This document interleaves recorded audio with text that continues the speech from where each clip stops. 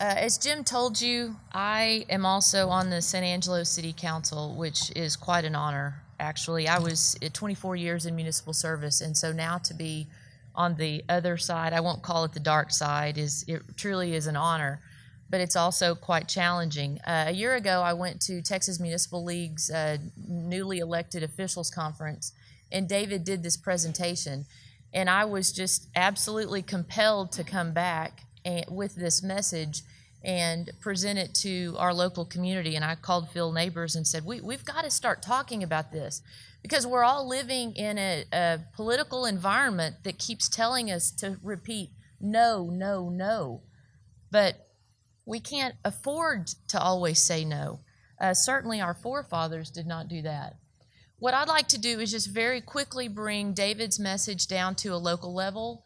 And in doing so, I want to give you a little historical perspective, talk about current situation, where we are, what do I think's changed, and how we move forward. So I'm going to use San Angelo as an example, and thank you to San Angelo City staff for helping me put this together very quickly. And for those of you that don't know, San Angelo City Hall was built in 1928. It is a beautiful Trost and Trost structure. Trost and Trost were engineers and architects who worked primarily in West Texas and into New Mexico. When this city hall was built, the city offices only occupied or needed 2 floors of a 5-story building. But what that tells you was we had forefathers that really were optimistic about the future of this region. It also included a grand performance space, which many of you have seen. The city rehabbed it in 2012, and it's still serving the community today. Another big investment was the Coliseum, now known as Foster Communications Coliseum, in 1958. This is still very important to our community. It hosts many special events, including our very, very important rodeo. It was renovated in 2007, re-roofed in 2014. These are million-dollar investments. Likewise, the convention center that many of you have been into was built in 1978 and rehabbed in 2008 with voter-approved tax dollars. Investment still continues over there, and it's still important to our community. Then we have the Hickory Aquifer. In 1972, those water rights were acquired. But it's only today, after a $120 million project, that we are actually drawing water from those aquifers.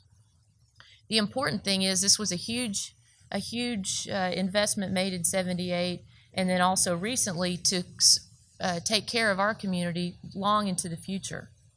But our current situation, what is it? Fram Auto Filter used to have a commercial that said, "Pay me now or pay me later." Nice analogy on the oil change, David, thank you.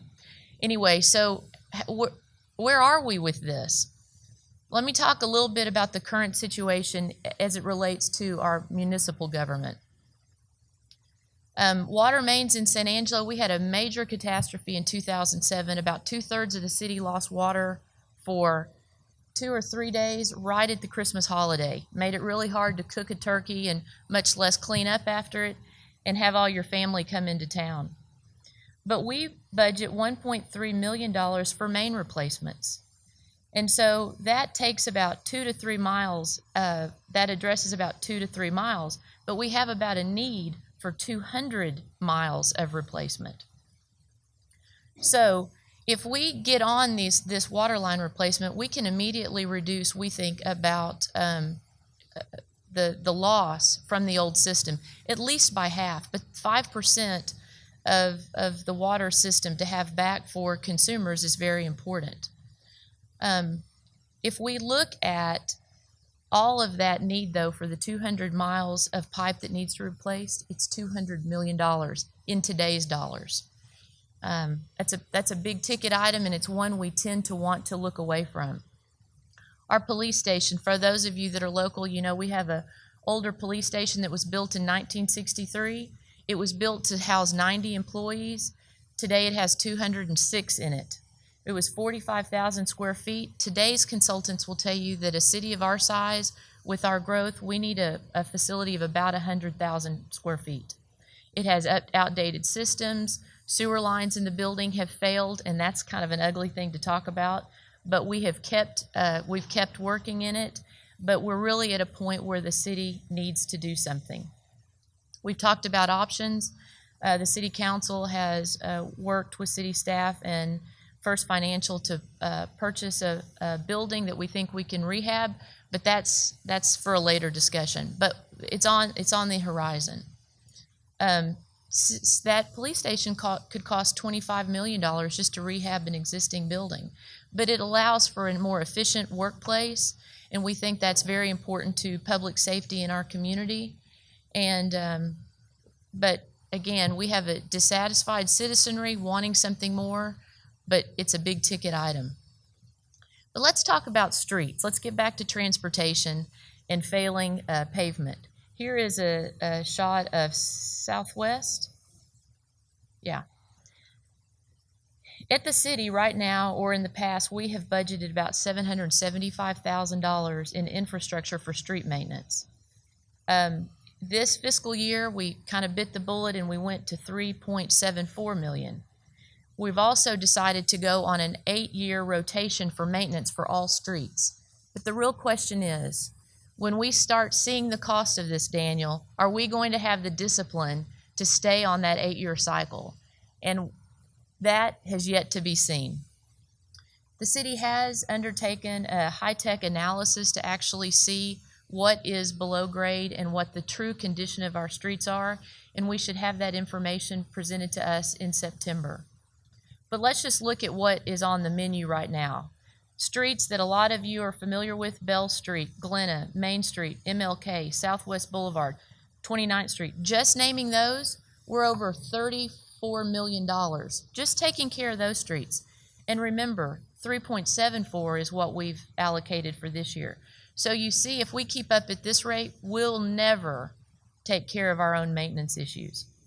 Okay, Chris Cornell is just going to have to look away for just a minute, because I have attempted to try to put a price to this, again, taking David's idea but making it a little bit more simplistic at a local level.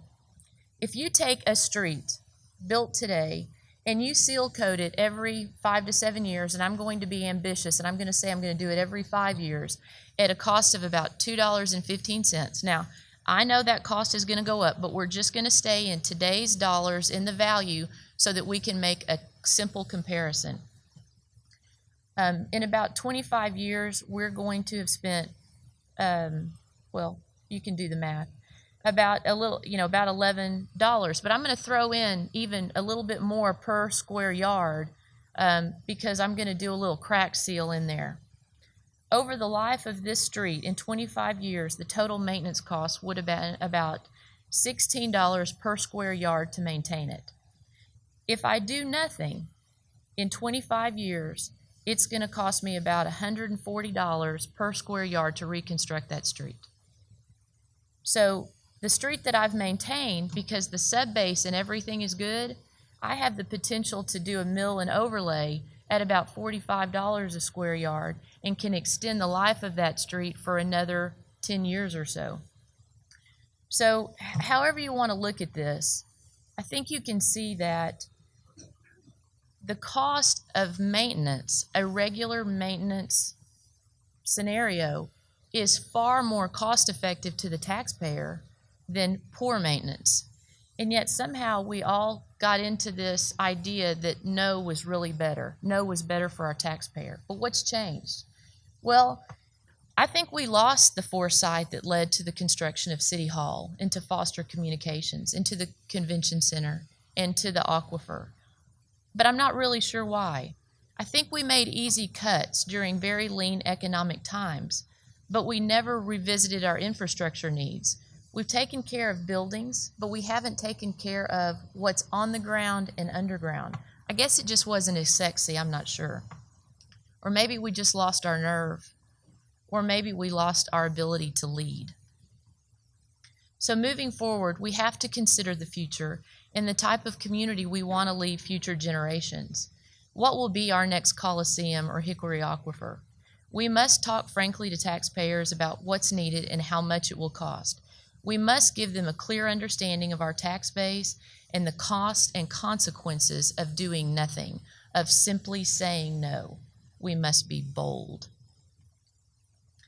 So, as I heard David Ellis give a presentation a year ago, the cost of nothing has a very high price.